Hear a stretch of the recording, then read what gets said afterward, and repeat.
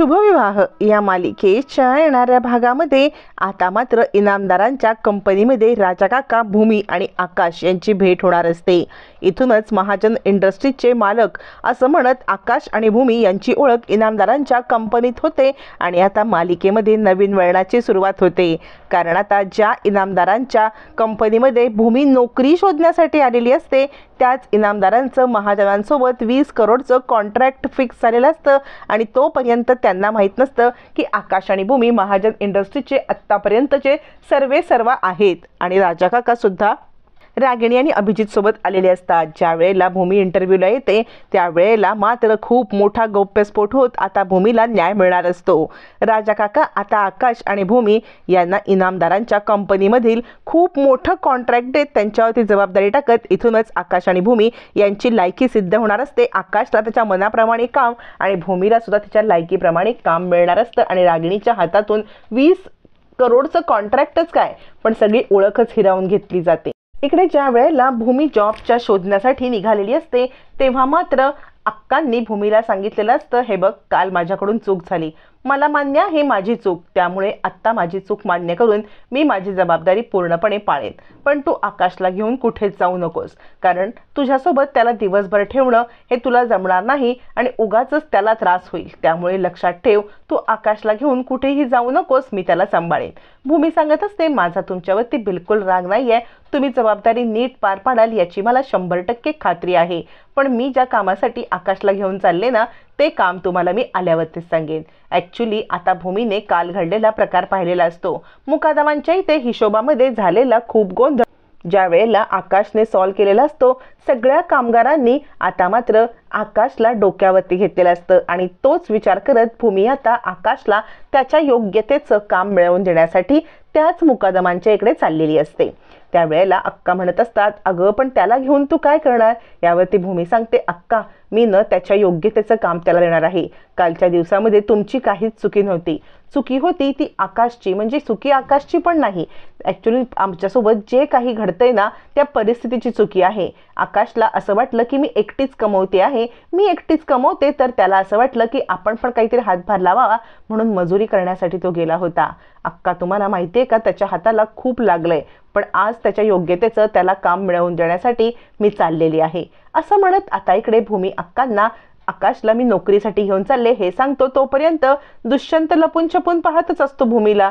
भूमीचा हा वेडा आशिक, भूमीवरती जीवापाड प्रेम करणारा पण थोडासा सायको असणारा। मग दुष्यंत भूमीला सांगतो, तुम्हाला मी कार्ड दिलं होतं ना इनामदारांच्या कंपनीचं, तिथे माझी ओळख आहे, तिकडे तुम्ही जा। मग आता भूमी आणि आकाश इनामदारांच्या कंपनीत जायला निघतात, पण त्याआधी त्याच गोडाऊनमध्ये आकाशला घेऊन भूमी येते।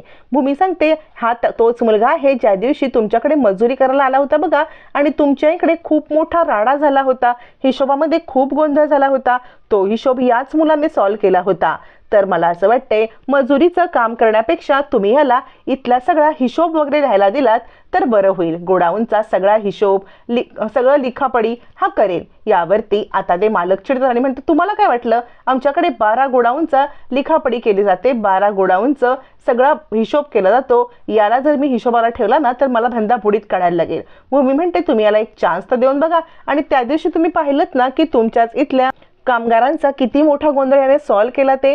यावरती तो माणूस सांगतो, याला आणि काय जमणार आहे? भूमी म्हणते, तुम्ही याला कमी समजू नका, याची खूप गणिती बुद्धी आहे, असं म्हणत भूमी आता आकाशला काही भागाकार, काही गुणाकार किंवा त्यांच्या हिशोबातल्या वह्या दाखवत सगळं चेक करायला सांगते आणि आकाशने हिशोबातली अगदी रुपयाची पण चूक दाखवताच आता मात्र तो कॉन्ट्रॅक्टर एकदम आश्चर्यचकित होतो आणि आकाशला काम देतो। आता आकाशला त्याच्या योग्यतेचं काम मिळालेलं असतं, आकाशला लिखापडी करत सगळे गणिती उपाय करत म्हणजे गणिताची आकडेमोड करत आता तिकडे सगळा हिशोब मांडण्याचं काम मिळतं आकाशला त्याचं योग्यतेचं काम मिळवून।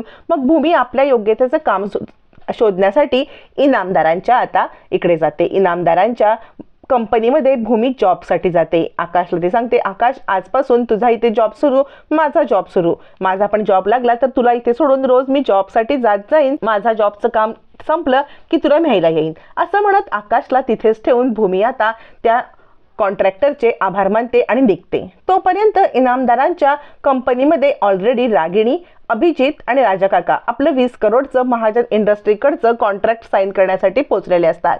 त्यावेळेला आता इनामदार कंपनीचे मालक सांगतात, हे बघा आम्ही तुम्हाला 20 करोडचं कॉन्ट्रॅक्ट तर देतोय, पण एक गोष्ट लक्षात घ्या, मला न कामामध्ये दिरंगाई, कामामध्ये हलगर्जीपणा किंवा कोणताही अप्रामाणिकपणा मला आवडत नाही। प्रामाणिक माणसांशीच मी डील करतो आणि तुमच्याकडून पण मी अशीच अपेक्षा करतो। कामामध्ये कोणतीही हयगय किंवा डिले झालेला किंवा कामचुकारपणा केलेला कोणत्याही गोष्टीमध्ये मला आवडत नाही।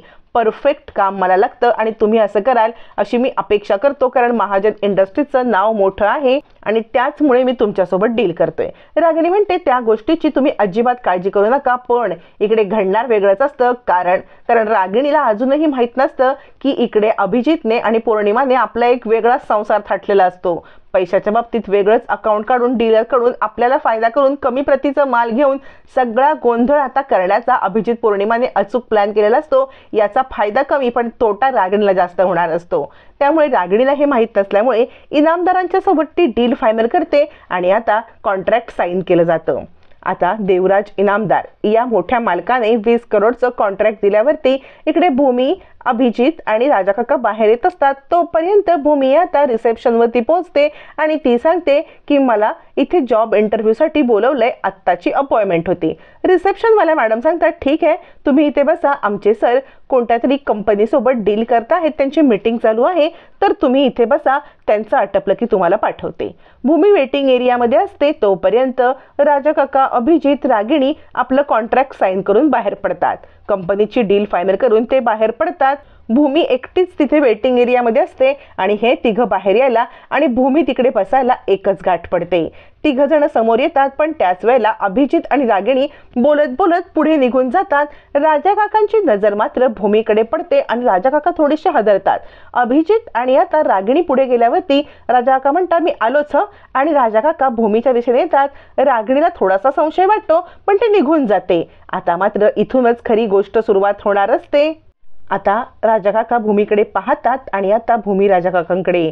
सगळ्या गोष्टीचा क्षणात उलगडा होणार असतो। भूमीकडे जॉबसाठी आले म्हटल्यावर ते राजा काकांना धक्काच बसतो आणि त्याच वेळेला महाजन इंडस्ट्रीजची मालकीण इथे जॉबसाठी म्हटल्यावरती इनामदार सुद्धा हादरतात, कारण इनामदार देवराज इनामदार नुकतेच बाहेर येतात आणि पाहतात तर काय, ह्या तर महाजन इंडस्ट्रीजची मालकीण आहे। राजा काका म्हणतात, हो। आता मात्र खूप मोठा गौप्यस्फोट होत हे 20 करोडचं कॉन्ट्रॅक्ट भूमी आणि आकाशकडे जात। आता हे कॉन्ट्रॅक्ट पूर्ण करायची जबाबदारी भूमी आकाशवरती येते आणि इथूनच भूमीला स्वतःला सिद्ध करता येतं, कारण महाजन इंडस्ट्रीजच्या करिअरमधला हा इनामदारांचं कॉन्ट्रॅक्ट हा एक मैलाचा दगड असतो, पण तो आता मैलाचा दगड भूमीच्या दिशेने गेल्यामुळे भूमी या संधीचं सोनं करणार। आकाश आणि भूमी या इंडस्ट्रीमध्ये पुन्हा एकदा पाय रोवून कसे उभे राहणार आणि रागिणीला चितपट करणार हे पाहणं फारच रंजक ठरणार आहे।